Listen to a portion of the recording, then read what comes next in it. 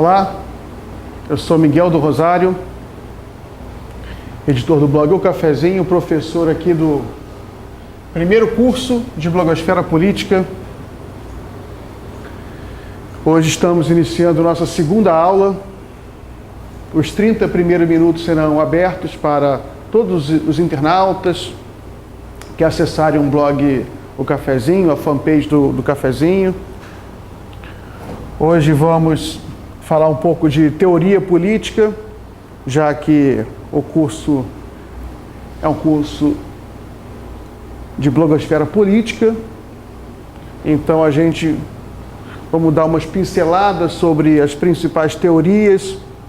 Evidentemente, a gente vai resumir tudo de uma forma muito objetiva, de uma maneira que possa auxiliar a pessoa que montar o seu blog político, que ela possa usar essas teorias em prol do seu trabalho.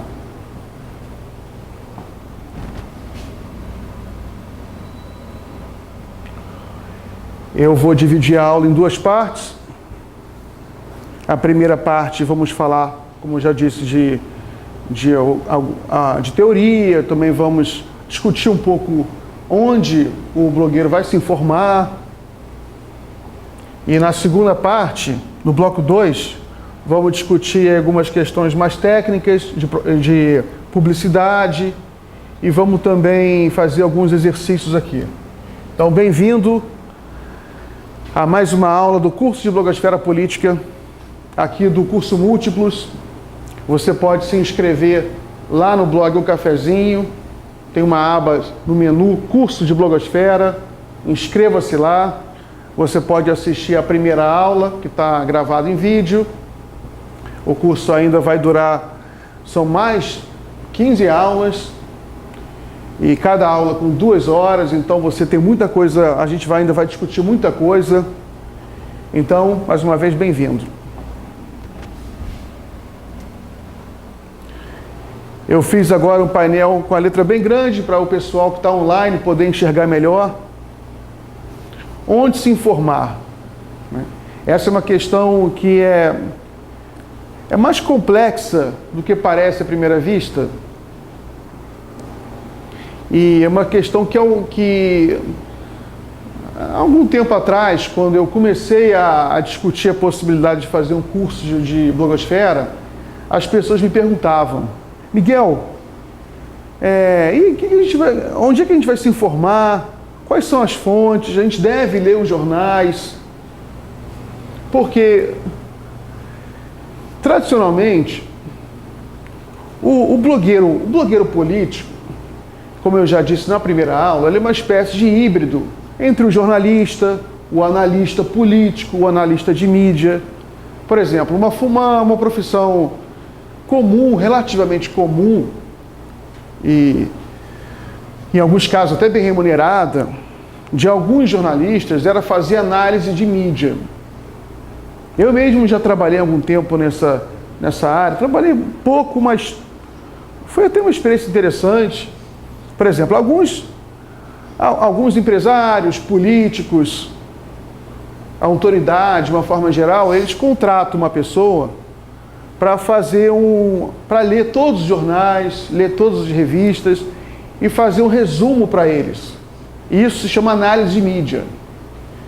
Nem é só apenas um resumo, é uma tentativa de apontar caminhos já para a pessoa, para o político, para o contratante, para o cliente, para mostrar o que está por trás, do discurso midiático. Isso aí é mais importante que nunca, a meu ver, hoje no Brasil, é mais importante que nunca, porque a compreensão do que a mídia fala pode ser sinal aí de sobrevivência, pode ser uma maneira do cliente, da empresa, do político sobreviver. Você vê o caso aí da Lava Jato, é um caso bem gritante. Algumas empresas, se tivessem mais noção do que estava acontecendo, elas poderiam ter evitado já a desgraça que se abateu sobre elas. Grandes empresas como a Odebrecht, ou mesmo a Petrobras.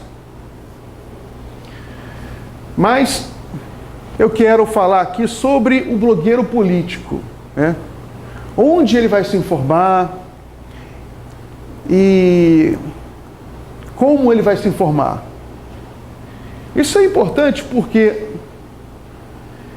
a maneira como você vai se informar, onde você vai se informar, na realidade vai determinar como você pensa. Então, você tem alguns riscos aí que é bom tomar cuidado. Eu, por exemplo, a minha vida inteira assinei vários jornais, até hoje eu assino, lia todos os jornais diariamente. Mas hoje em dia, nos últimos tempos, eu adotei uma estratégia diferente. E hoje em dia eu não aconselho propriamente as pessoas lerem os jornais comerciais de uma maneira muito sistemática, porque isso aí você vai incorrer no risco de padronizar o seu pensamento à maneira dessa grande imprensa. Então é importante você saber o que está acontecendo, você dá uma olhada, mas você tem que proteger a sua cabeça, tem que proteger o seu espírito da influência desses grandes meios de comunicação.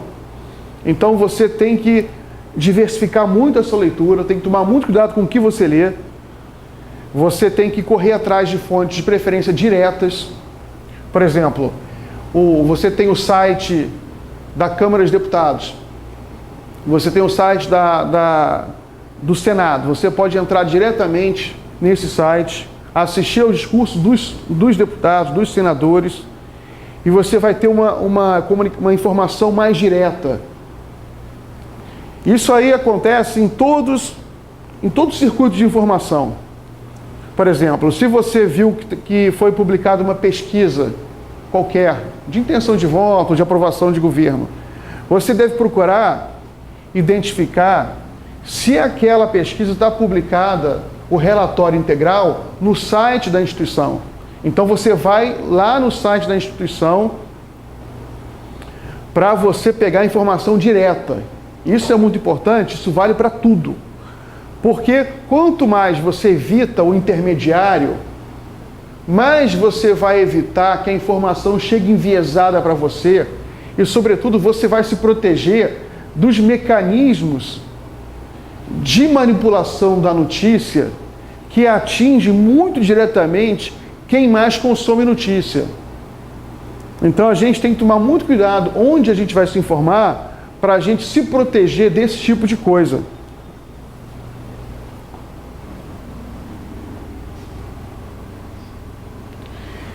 Aí, continuando essa questão, né, a gente se pergunta, devemos ler os jornalões comerciais? Um blogueiro deve assistir o Jornal Nacional?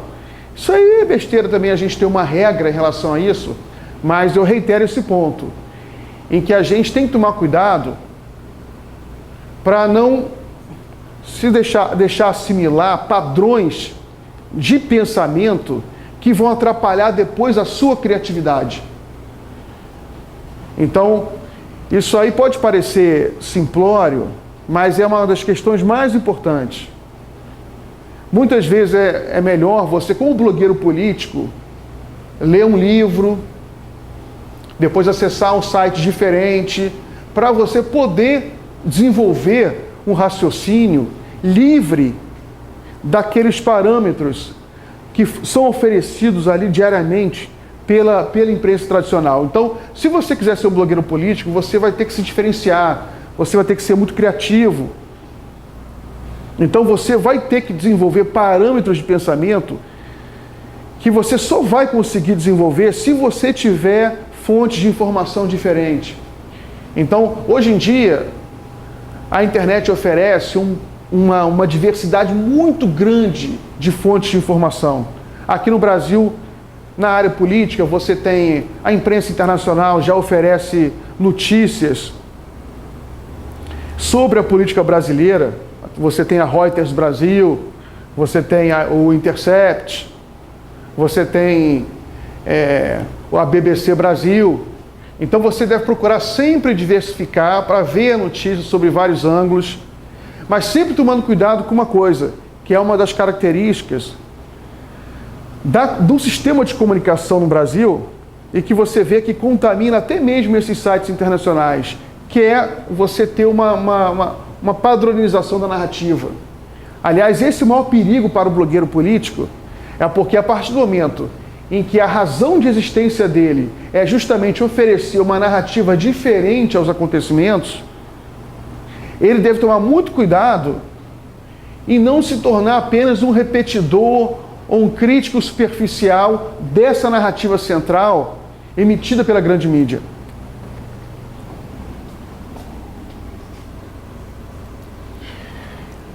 Então, agora a gente vai entrar numa parte da aula que é evidentemente importante, vamos conversar um pouco sobre teoria política.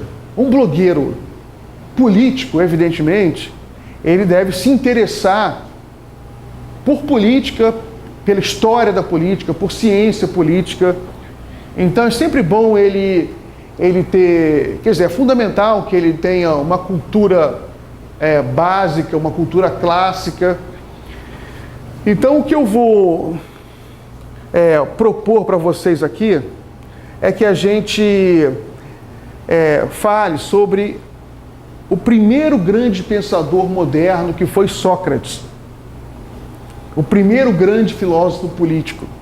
Então, para a próxima aula, a gente vai ler o grande clássico de Sócrates, que se chama Apologia, que é o discurso de Sócrates no momento em que ele é condenado ali pelos juízes atenienses à pena de morte. É um texto muito bonito e é uma aula de política e, sobretudo, é como se o Sócrates fosse o primeiro blogueiro da história, porque ele usa todos os instrumentos linguísticos que o blogueiro político deve usar, que é um raciocínio afiado, um humor ferino, você contar uma história, né? Você humanizar os personagens. A Apologia de Sócrates é um discurso em que o Sócrates tenta convencer os juízes de que ele não tem culpa da acusação que fazem contra ele. O Sócrates, ele é acusado de corromper os jovens.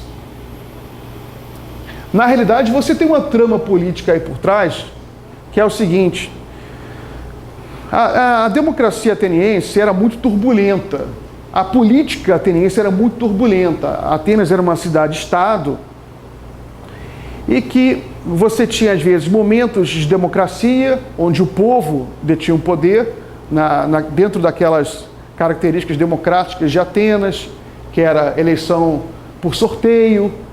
Todos os atenienses tinham prerrogativa de serem juízes, de serem autoridades. Mas você teve um golpe de Estado em Atenas e a democracia foi derrubada e assumiram alguns oligarcas que dominaram Atenas por vários anos. E o Sócrates, ele conviveu, de certa forma, tranquilamente com esses oligarcas, com essa ditadura. Ele não se insurgiu de maneira aberta, porque o Sócrates, já mais jovem, ele se afasta da política. Inclusive, ele conta essa história na Apologia. Por que ele se afasta da política? Porque ele teve uma visão, que nessa visão ele chama que é o demônio dele, né? É um anjo, digamos assim, uma entidade que falou para Sócrates que era melhor ele se afastar da política se ele quisesse continuar vivo. Então Sócrates se afastou da política e continuou dando aula de filosofia. Só que esses oligarcas, eles são por sua vez derrubados e a democracia volta a Atenas. Então os novos mandantes, né, os novos caciques ali políticos, eles tinham muita desconfiança de Sócrates, porque o Sócrates tinha convivido amigavelmente com a ditadura. Então esse é um pano de fundo por trás também da condenação a Sócrates. O Sócrates, ele vai explicar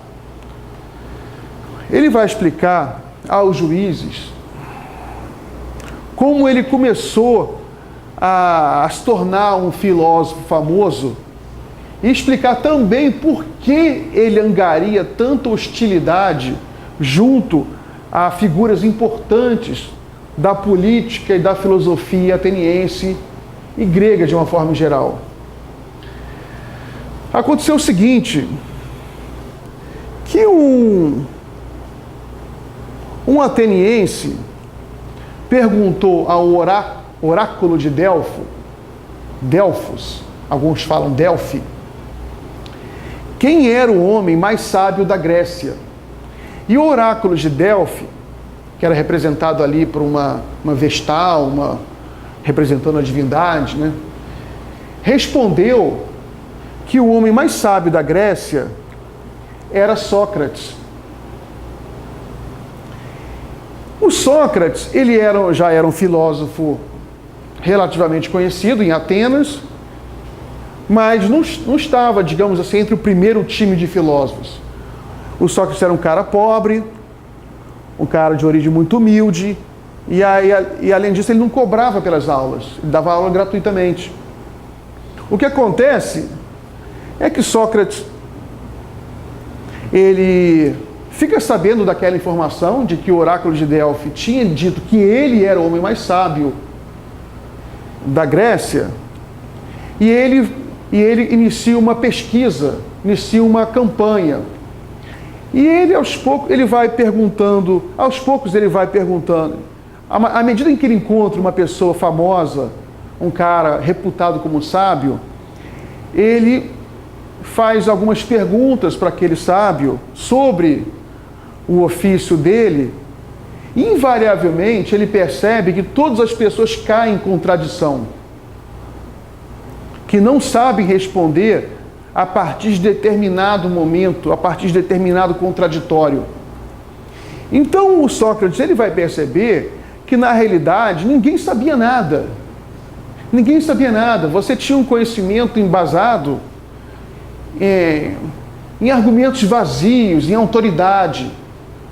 E esse princípio é que vai fundar a filosofia moderna, que é uma espécie de zero, que é uma modéstia, como Sócrates vai dizer, que é uma vantagem em relação aos outros que achavam que sabiam e não sabiam. E o Sócrates, ele entende que o fato dele saber que não sabe, só sei que nada sei, é uma vantagem sobre todos esses. Então, esse é o ponto zero da filosofia moderna. E, ao mesmo tempo, é uma lição que a gente pode usar até os dias de hoje. E o blogueiro político sempre pode voltar ao Sócrates, porque quando você vai fazer análise do cenário político, você deve sempre evitar certezas absolutas. E você também deve entender que as pessoas, as autoridades que se arrogam saber tudo, na realidade, não sabem nada. Então o que existe é o raciocínio, a dialética. Essa é a lição de Sócrates, da filosofia de Platão, né? Que Platão é que vai escrever os livros de Sócrates. Sócrates nunca escreveu um livro. É o raciocínio, a dialética. Aí está o conhecimento. Para um blogueiro político é muito importante isso. Então é muito importante ler a Apologia de Sócrates. E é importante também para o blogueiro político ele ter essa cultura clássica. É muito importante para ele. Porque ele pode usar isso nas suas análises, ele pode sempre fazer uma citação elegante num texto. Então, eu sugeriria começar aqui pelo livro que fundamenta, que abre a filosofia moderna, que é o Apologia. Então, isso, digamos, seria um primeiro momento que a gente vai conversar aqui sobre a teoria política clássica, né? Aí a gente pode falar um pouco sobre Atenas. É sempre importante o blogueiro político. O blogueiro político, ele é o resultado do regime democrático. Porque é evidente que um blogueiro político não pode existir numa ditadura. Tanto que na Arábia Saudita, por exemplo, um blogueiro foi condenado a não sei quantas chibatadas lá pelo regime. Na China, se você começar a fazer postagem política, no dia seguinte alguém bate na sua porta e pergunta o que você está fazendo, se é que batem na sua porta.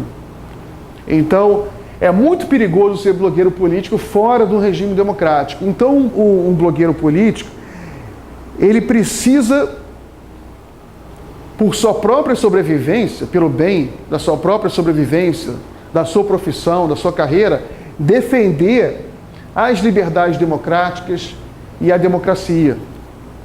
Nesse sentido, também é importante ter alguma noção sobre a história da democracia. O que é democracia? Então a gente vai discutir isso durante algumas aulas. Eu vou trazer alguns textos. É importante a gente entender que a democracia, de certa forma, é uma utopia. Como era em Atenas, você tem um modelo muito interessante de democracia que a gente vai discutir aqui também, rapidamente, mas em outro momento. Então, além das teorias clássicas, onde eu sugiro Sócrates, Platão, você tem a teoria política moderna. Você tem vários autores.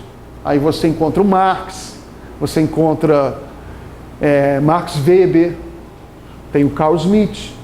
Eu trouxe só por curiosidade aqui o Carl Schmitt, que é um jurista alemão, que ele está sendo relido hoje com muita ansiedade por juristas brasileiros, inclusive, né? Porque o Carl Schmitt, ele foi o teórico do nazismo.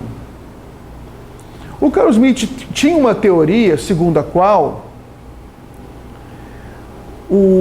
a decisão, segundo a qual o direito nasce de uma decisão política.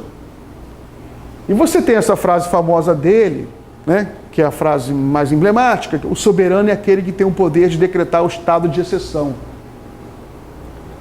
Eu estava até assistindo um vídeo do Pedro Serrano aqui, que ele justamente fala sobre a questão teológica também, que o Carl Schmitt, ele entendia que a decisão de decretar o estado de exceção por parte do soberano político é similar ao milagre para a teologia religiosa. Então, Carl Schmitt, ele vai inventar uma teologia política. O soberano é aquele que consegue romper com a tradição, romper com as leis e decretar o estado de exceção. No caso do Brasil hoje, então, por isso que a gente já está entrando aqui na modernidade, você tem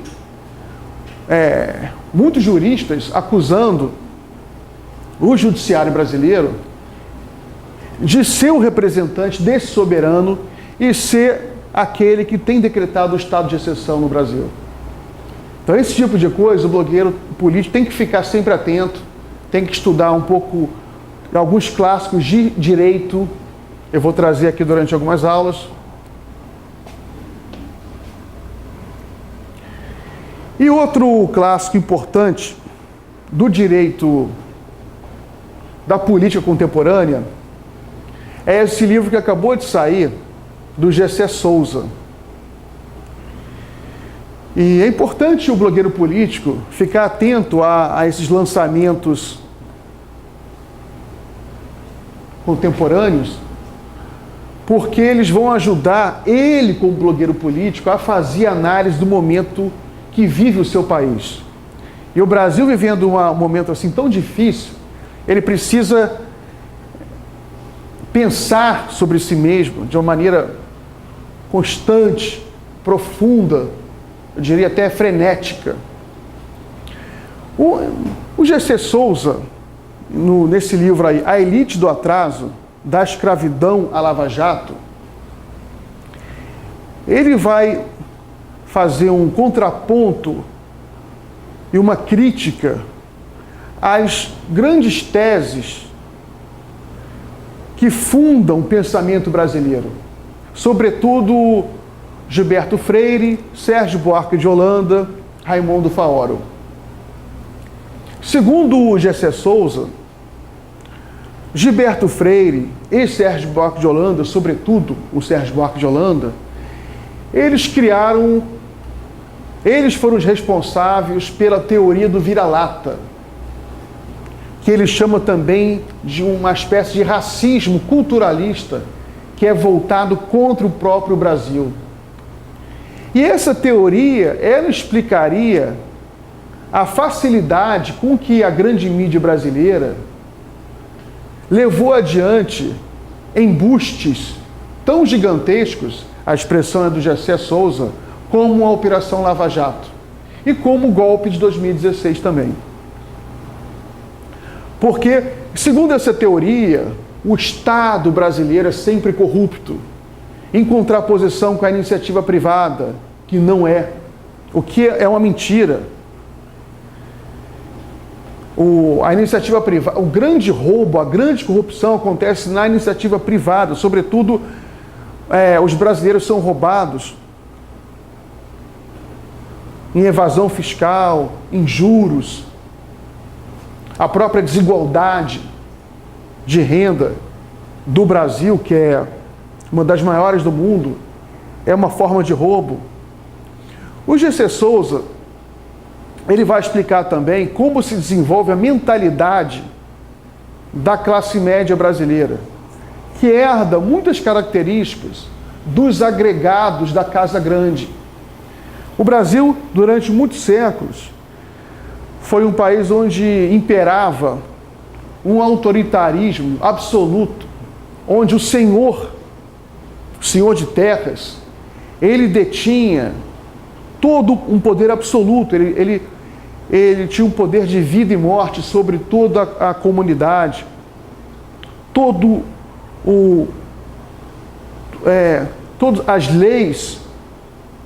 as leis eram decididas por ele. Ele era o juiz, ele era a polícia, ele era o prefeito, ele reunia tudo numa figura só. E a única maneira de ascensão social dos agregados, que eram os mestiços, que eram muitas vezes parentes bastardos do próprio senhor feudal, muitas vezes, a única maneira que eles encontravam de ascensão social era copiando os valores do senhor, se associando ao senhor, caçando escravos, repetindo os preconceitos do senhor, repetindo a violência das quais eles também eram vítimas contra os mais pobres. Daí você vê essa mentalidade da classe média brasileira de invariavelmente se aliar às classes superiores contra as classes inferiores. Daí essa cultura da violência que é tão grande no Brasil. Hoje saiu um mapa aí da violência que é uma coisa assustadora. Em 2016 morreram 62 mil pessoas no Brasil, 7 pessoas por hora. 4 mil pessoas foram assassinadas pela polícia militar. Então você tem uma cultura de violência muito grande, voltada para a população mais pobre. A maioria absoluta dessas pessoas que morreram são jovens, né? Mais de 80% são jovens, e mais de 75% são negros. Então, o G.C. Souza ele vai explicar como a gente é, sobretudo, herdeiro da escravidão. Ele vai criticar o Sérgio Buarque de Holanda porque ele vai dizer que o Sérgio Buarque de Holanda tentou criar uma tese segundo a qual nós somos herdeiros de Portugal, da cultura portuguesa. Acontece que em Portugal não tinha escravidão. Ou era uma coisa apenas pontual, muito marginal. No Brasil, a gente foi um dos maiores mercados de escravo do mundo. E foi um dos últimos países do mundo, o último das Américas aqui, a decretar o fim da escravidão. Então, tudo isso gerou uma cultura de violência muito grande. E o G.C. Souza vai explicar também que a cultura dos mestiços, desses agregados, dessa classe média, sempre caminhou no sentido de se diferenciar daqueles escravos, ex-escravos. Isso aí mais tarde, quando o Brasil deixa de ser um país predominantemente rural e as cidades começam a se desenvolver, alguns preconceitos continuam e se acentuam até. E, sobretudo, essa indiferença da classe média em relação a essa grande maioria explorada. Um blogueiro político, evidentemente, tem que ter essa noção, tem que desenvolver essas teorias, tem que entender isso, tem que entender o Brasil, senão não vai conseguir ser um blogueiro político. Hoje em dia, as escolas de jornalismo formam aí milhares de estudantes, todos eles saem para trabalhar em jornais, mas a maioria nem consegue emprego porque os jornais aí estão fechando, reduzindo suas redações. Então, esses jovens eles podem ser blogueiros. Mas a formação política de um blogueiro era diferente de um jornalista. Um blogueiro tem que ter uma personalidade mais desenvolvida. Ele não pode ser um peão. Ele tem que ser alguém que domina ou interpreta de uma maneira mais assertiva essas grandes narrativas que fazem do Brasil o que ele é, fazem do Brasil o que ele é.